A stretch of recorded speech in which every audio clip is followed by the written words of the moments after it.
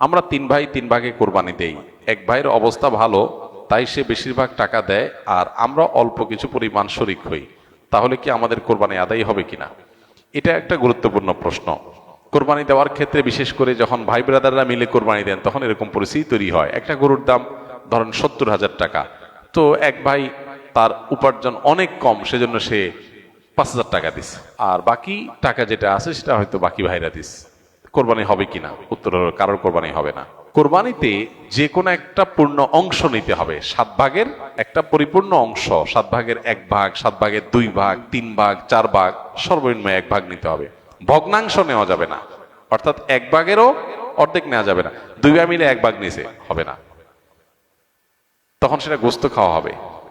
পশু জবাই হয়ে গেছে সহি পদ্ধতিতে, গোস্ত খাওয়া হবে, কিন্তু কোরবানি হবে না। কোরবানি বিশুদ্ধ হইতে হলে প্রত্যেককে পূর্ণাঙ্গ একটা ভাগ নিতে হবে। হ্যাঁ, এখন এমন হতে পারে যে এক ভাইকে আল্লাহ আর্থিক সচ্ছলতা দিয়েছেন, বাকিদেরকে দেন নাই, তো কি হবে?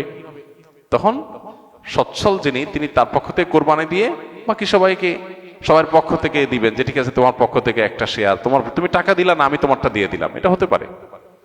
অথবা আরেকটা হতে পারে যে ঠিক আছে তুমি অল্প টাকা কামাই করছো, মাত্র 5,000 টাকা আছে, তুমি টাকা না দিলে তোমার কাছে ভালো লাগতেছে না, তুমি টাকা দিলে তোমার কাছে খুশি হবে, তো সেক্ষেত্রে 5,000 টাকা তুমি আমাকে দিয়ে দাও।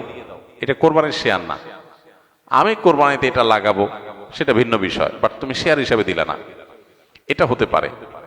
প্রবাসীরা অনেকে একটা কাজ করে, বিশেষ করে মিডিল ইস্টে যারা থাকে, অনেক প্রবাসীরা কোরবানি ঈদের দিন নিজেরা একটা ছাগল জবাই করে। তো রুমে 5 জন থাকে, এখন 5 জন মিলে একটা ছাগল জবাই করলে ওই ছাগলের টাকা তারা ভাগ করে। এই যে এক ছাগলে কয়জন শরিক হইতে পারবে, কয়জন কোরবানি দিতে পারবে? একজন, ভগ্নাংশ দেওয়া যাবে না। তাহলে একজন কোরবানি দিলে রুমের যে কোনো একজন কোরবানি দিবে, তো বাকি 4 জন তারা কি বসে বসে খাবে? গোস্ত তো সবাই খাবে। তো এই জন্য তারা 5 জন মিলে ভাগ করে টাকা দেয়। এখানে কারোরই আসলে কোরবানি হবে না, জবাই করা হবে, পশুর গোস্ত খাওয়া হালাল হবে, কিন্তু কোরবানি হবে না।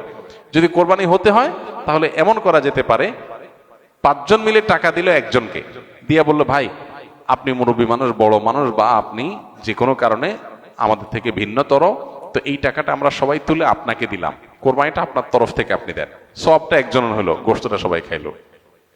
বা এই বছর আপনার তরফ থেকে হলো, পরের বছর আমরা আবার সবাই টাকা পয়সা দিলাম, ভাই আরেকজন হলো, টাকা আপনাকে দিয়ে দিলাম, আপনার তরফ থেকে হোক, কোরবানিটা একজনের হবে। ঠিক একইভাবে গরুতে ভগ্নাংশ, এটার ভাগ এভাবে আপনার শরিক হওয়া যাবে না, পূর্ণাঙ্গ একটা অংশের শরিক হতে হবে, তারপরে কোরবানি বিশুদ্ধ হবে।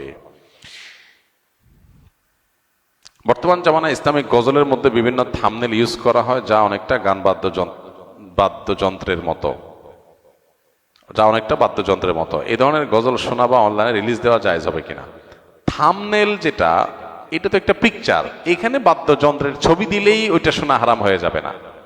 যদি ইসলামী গজল বা গানের কথাগুলোর ব্যাকগ্রাউন্ড সাউন্ডের মধ্যে যদি কোনো মিউজিক থাকে, মিউজিক বাজে সূক্ষ্মভাবে, তাহলে সেটা শোনা না জায়েজ, গুনাহ, শোনা যাবে না। থাম্বনেলের মধ্যে ছবি কি দিছেন না দিছেন, থাম্বনেল একটা তবলার ছবি দিয়ে দিলেন, কিন্তু ভিতরে প্লে করার পরে ভিডিওটা স্মুথ একদম খালি গলা গাওয়া হয়েছে, সেখানে কোনো মিউজিক্যাল ইনস্ট্রুমেন্ট ব্যবহার করা হয়নি, তো এটা হারাম হবে কেন?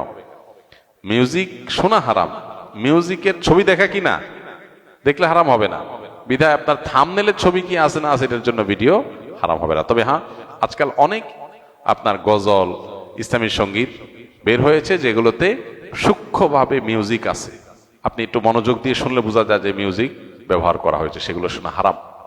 এগুলো আপনার খুবই সূক্ষ্মভাবে মানুষকে হারামের দিকে নিয়ে যায়। আমরা হয়তো ইসলামের কথা শুনে, আল্লাহর কথা শুনে, কোরআন হাদিসের কথা শুনে, ভালো কথা শুনে আমরা এগুলোকে শুনি, কিন্তু নিজের অজান্তে আমি হারামে লিপ্ত হয়ে যাচ্ছি। এগুলোর উপর আমাদের সতর্ক থাকতে হবে।